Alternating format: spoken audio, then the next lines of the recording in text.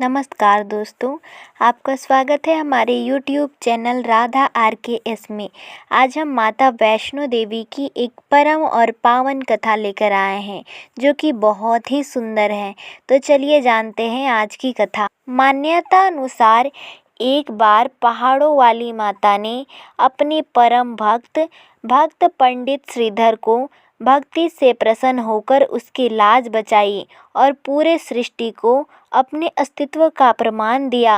वर्तमान कटरा कस्बे से 2 किलोमीटर की दूरी पर स्थित हंसाली गांव में मां वैष्णवी के परम भक्त श्रीधर रहते थे।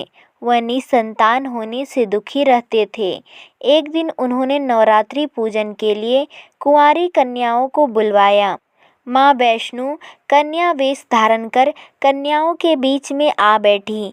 पूजन के बाद सभी कन्याएं तो चली गई, पर मां वैष्णो देवी वहीं रही और श्रीधर से बोली, सबको अपने घर पर भंडारे का निमंत्रण दे आओ। श्रीधर ने उस दिव्य कन्या की बात मान ली और आसपास के गांव में भंडारे का संदेश पहुंचा दिया। वहां से लौटकर आते समय गुरु गोरखनाथ एवं उसके शिष्य बाबा भैरवनाथ जी के साथ उनके दूसरे शिष्यों को भी भोजन का निमंत्रण दिया। भोजन का निमंत्रण पाकर सभी गांववासी अचंभित थे कि वह कौन सी कन्या है जो इतने सारे लोगों को भोजन करवाना चाहती है। इसके बाद श्रीधर के घर में अनेक गांववासी आकर भोजन के लिए एकत्रित हुए। तब कन्या रूपी मां वैष्णो देवी ने एक विचित्र पात्र से सभी को भोजन परोसना शुरू किया। भोजन परोसते हुए जब कन्या भैरवनाथ के पास गई तब उसने कहा कि मैं तो खीर पूड़ी की जगह मांस भक्षण और मदिरा पान करूँगा। तब कन्या रूपी माँ ने उसे समझाया कि यह ब्राह्मण के यहाँ का भोजन है, इसमें मांसाहार नहीं किया जाता। किंतु भैरवनाथ ने जानबूझकर अपनी बात पर अड़ा रहा। जब भैरवनाथ ने उस कन्या को पकड़ना चाहा तब माँ ने उसके कपट को जान लिया। माँ वायु रूप बदलकर त्रिकूट पर्वत की ओर उड़ चली। भैरवनाथ भी उनके पीछे गया। माना जाता है कि माँ की रक्षा के लिए पवन पुत्र हनुमान भी थे। मान्यता के अनुसार उस वक्त भी हनुमान जी माता की रक्षा के लिए उनके साथ ही थे। हनुमान जी को प्यास लगने पर माता ने उनके आग्रह पर धनुष से पहाड़ पर बाण मारकर चलाया, एक जलधारा निकाला और उस जल में अपने केश धोए। आज यह पवित्र जलधारा बाण गंगा के नाम से जानी जाती है, जिसके पवित्र जल का पान करने या इससे स्नान करने से श्रद्धालुओं की सारी थकावट और तकलीफें दूर हो जाती हैं। इस दौरान माता ने एक गुफा में प्रवेश कर 9 माह तक तपस्या की। भैरवनाथ भी उनके पीछे वहां तक आ गया। तब एक साधु ने भैरवनाथ से कहा कि तू जिसे एक कन्या समझ रहा है वह आदि शक्ति जगदम्बा है, इसलिए उस महाशक्ति का पीछा छोड़ दे। भैरवनाथ साधु की बात नहीं मानी। तब माता गुफा की दूसरी ओर से मार्ग बनाकर बाहर निकल गई। यह गुफा आज भी अर्धकुमारी या आदि कुमारी या गर्भजून के नाम से प्रसिद्ध है। अर्धकुमारी के पहले माता की चरण पादुका भी है। यह वह स्थान है जहाँ माता ने भागते भागते मुड़कर भैरवनाथ को देखा था। गुफा से बाहर निकलकर कन्या ने देवी का रूप धारण किया। माता ने भैरवनाथ को चिताया और वापस जाने को कहा, फिर भी वह नहीं माना। माता गुफा के भीतर चली गई। तब माता की रक्षा के लिए हनुमान जी ने गुफा के बाहर भैरव से युद्ध किया। भैरव ने फिर भी हार नहीं मानी।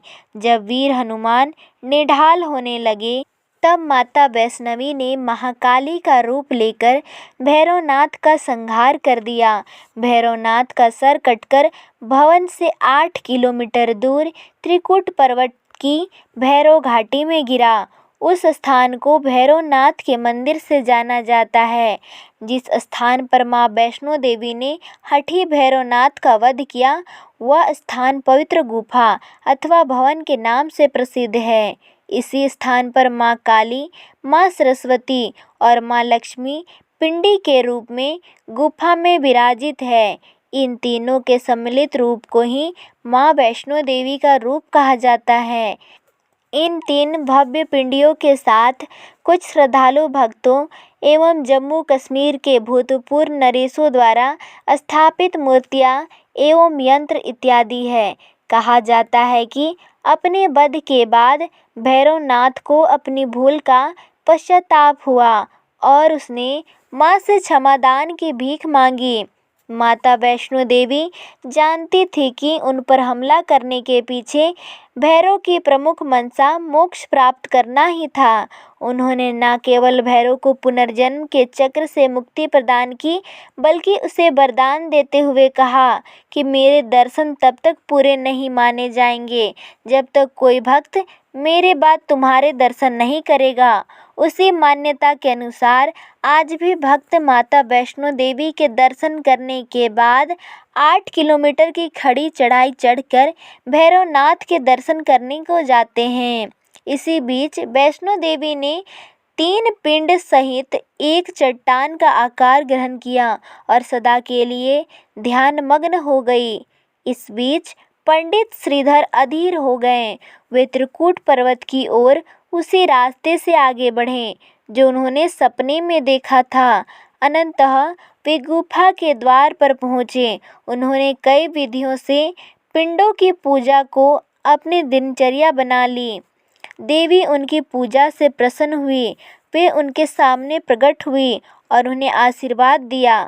तब से श्रीधर और उनके वंशज देवी माँ वैष्णो देवी की पूजा करते आ रहे हैं। तो ये थी हमारी माता वैष्णो देवी की परम पावन कथा। तो वीडियो को पूरा देखने के लिए आपका बहुत बहुत धन्यवाद। कृपया हमारे चैनल को सब्सक्राइब कर दें और साथ ही बेल आइकन प्रेस करना ना भूलें। और अगर माता रानी की यह कथा आपको अच्छी लगी हो तो कमेंट में जय माता दी ज़रूर लिखें। धन्यवाद।